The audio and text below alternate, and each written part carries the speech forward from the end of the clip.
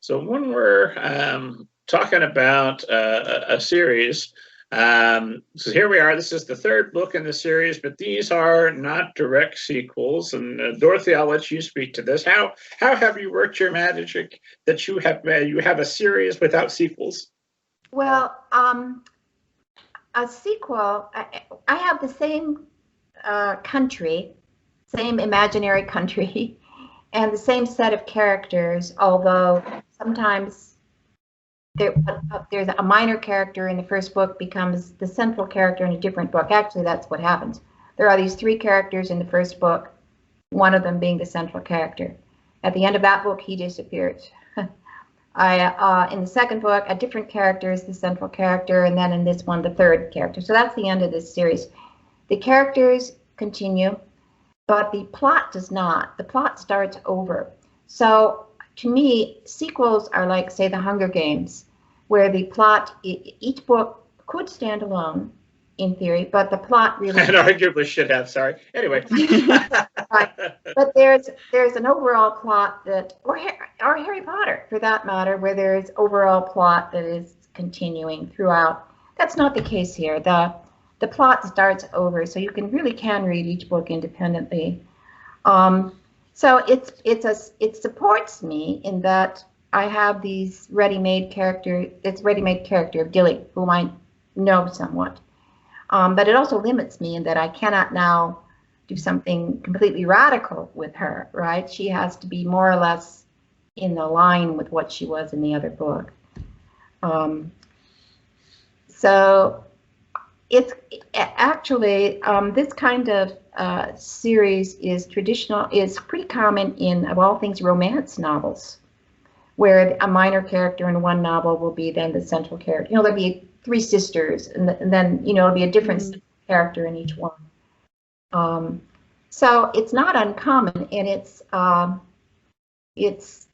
you know, I enjoyed the continuity. I enjoyed those characters. I didn't want to leave them after the first book. I wanted to do more with the minor characters, and so that was satisfying to me. And then do you keep track of the continuity between, I'm assuming you've got a way of keeping track of the continuity between the series because you are locked into that world. It has to be consistent. Or does Sara come back and say, whoa, whoa, whoa, whoa, I've got my continuity sheets here from the previous books, and I don't think so, not so fast. I don't think it was an issue. No. It seems to be, I mean, she's a redhead. I knew that, so she's still a redhead. It's still the same country, you know, with the same people in charge and so on. So it didn't seem to be an issue. I have seen it an issue sometimes in other books that I've read. Sometimes it's an issue within the book. The character turns, say, from a redhead to a brunette in the middle of the book, you know. But I just didn't. It just didn't seem to be an issue. I must be keeping track, I guess, somewhere. And then, Sara, how is there a different approach to marketing a series like this, where it's not direct sequels in a Harry Potter type series would be different for how you market? I think it gives you a little bit more flexibility, and it's almost like you have the best of both worlds, because if you enjoyed the world that Dorothy has created in book 1 or book 2, then it's likely that you'll like book 3. But you don't have to have read book 1 or 2 to understand book 3. And I do feel that we've all done it, you know, where we've picked up a book. I remember one of the first series I got into was The Dragon Riders of Pern by Anne McCaffrey, which is like 5 million books long.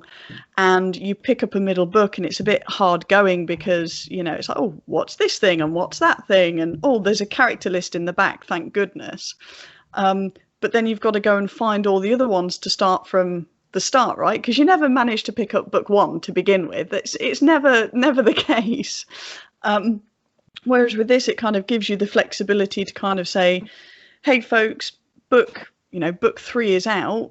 If you enjoyed the other ones, go and buy it. But at the same time, you're not locking people in. And I think that's quite important now, where you know, for so long, so many new fantasy books, especially, were part of, you know, a 20-book series, especially with, you know, Game of Thrones and Robert Jordan and, you know, and they were all sort of doorstopper size as well. And it's a lot to ask people to kind of put in that time and energy, especially if they've not heard of a series previously.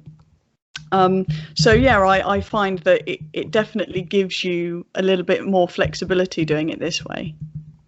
Sarah, do you want to talk about branding them as Tales of Rinland? Yeah, so that's something that we did as of this book, actually. So thinking about the continuity side of things, it's Right. even on the cover.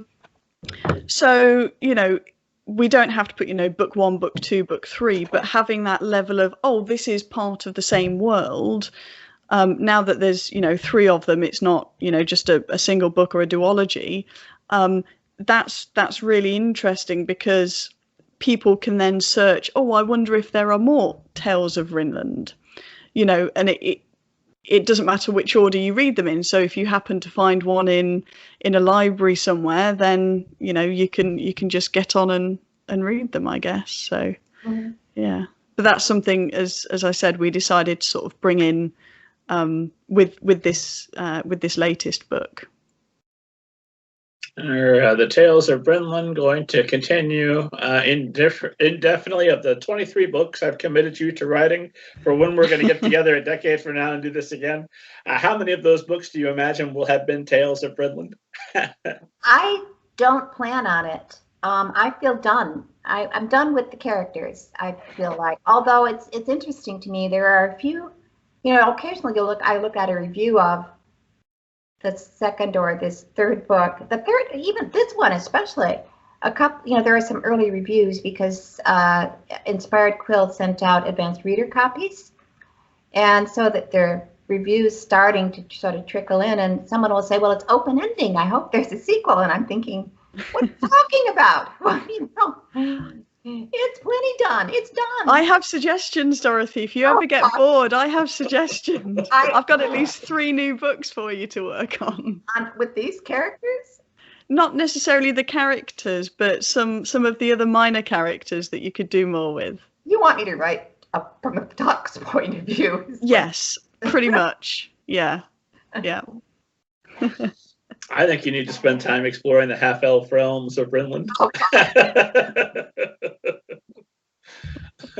Would there be a temptation when you have a series like this that's already established that this is the Dorothy Winsor brand, and God bless Inspired Quill, because they're going to continue to give us Tales of Brenland.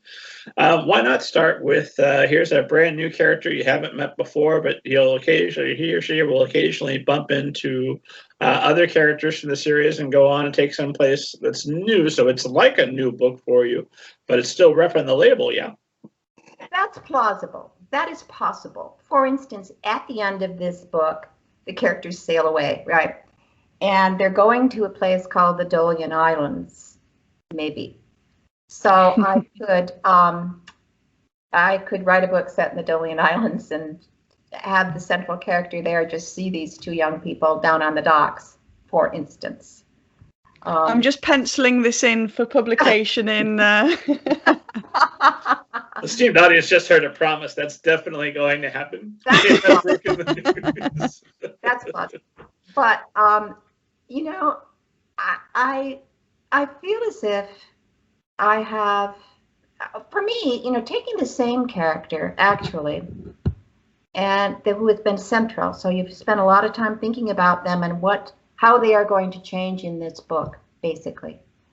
Because we expect characters to change. A story is a change agent. If there's no change by the end, why did we make this journey, right? If things are exactly the same. And in many ways, the plot is designed to force the character into changing and developing and growing. Because none of us likes change. Nobody likes to move 6 times in 5 years or 5 times in 6 years or whatever. So you kind of have to be forced out of your rut and forced into it. Okay, so I feel like I've forced that on the character and they've grown and developed.